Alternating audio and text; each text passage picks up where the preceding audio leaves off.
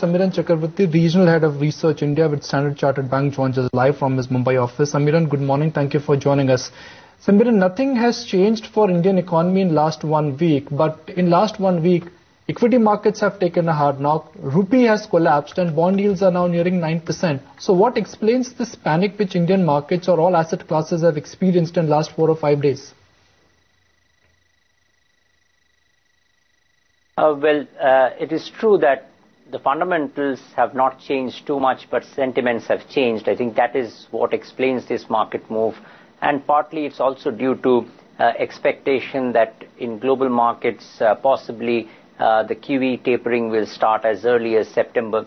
I think these fears on the whole are driving the markets right now. And the measures announced by the government, it's going to take a while for these measures to have a real impact on the trade deficit or current account deficit numbers. So till those impact is felt in the market, its market is likely to remain nervous. Samiran, the next talking point, of course, is what can the government do next to actually rein in the volatility in the currency? We're already seeing a tick of 62.37 right now.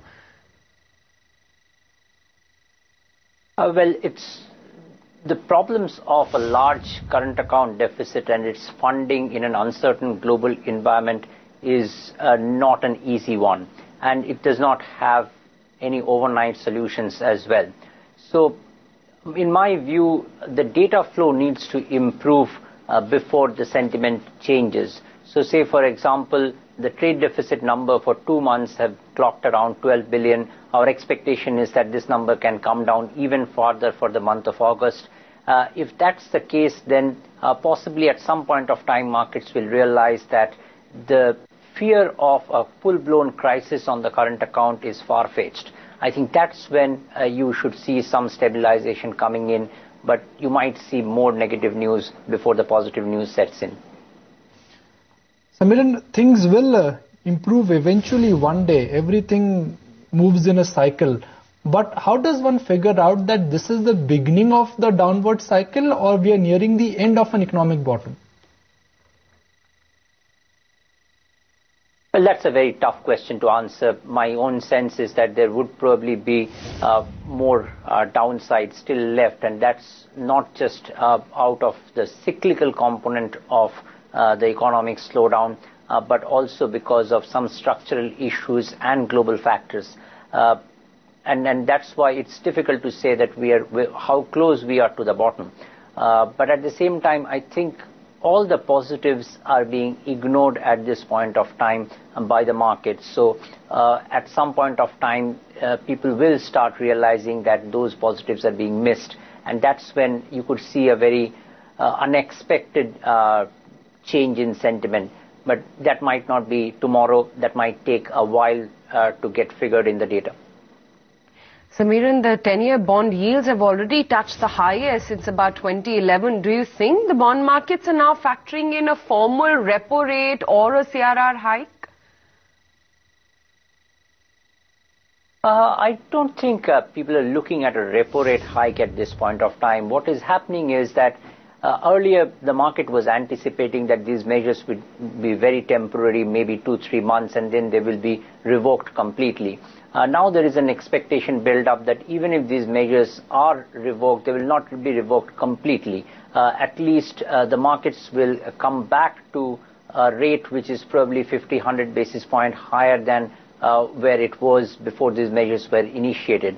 I think that's the fear that the market is getting. And to top it all, the inflation print of this month has again shot up very sharply, creating the fear that the monetary easing might not happen as soon as the market was anticipating. I don't think a formal repo rate hike or a CRR hike is something which is being priced in as yet.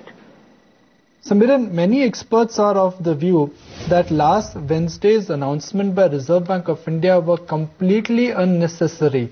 The fact that Reserve Bank of India will now monitor the dollar demand will not fix the rupee, as not too much of money really goes via that route. In fact, many experts are of the view that this is some kind of an indication by the government and by Reserve Bank of India that they are desperate and they are running out of options.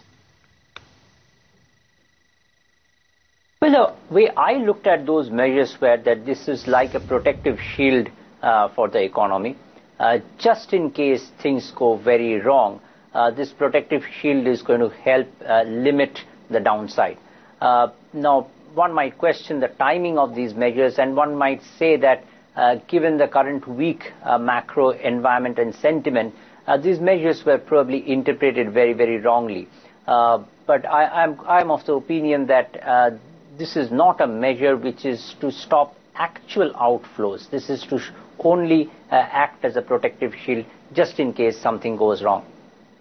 Samiran, so what is your near-term target for the rupee? We're already at 62.36 thereabouts. Could we stare at a 65 to the dollar kind of figure?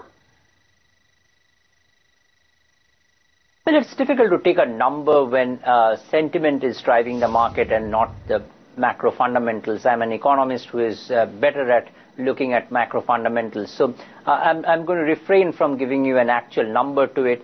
But what is important to my mind is, as I was saying earlier, that all the positives that could happen are completely ignored by the market, whereas almost all the negatives and the negatives that might not even happen are being priced in at this point of time. So it's a very one-sided market.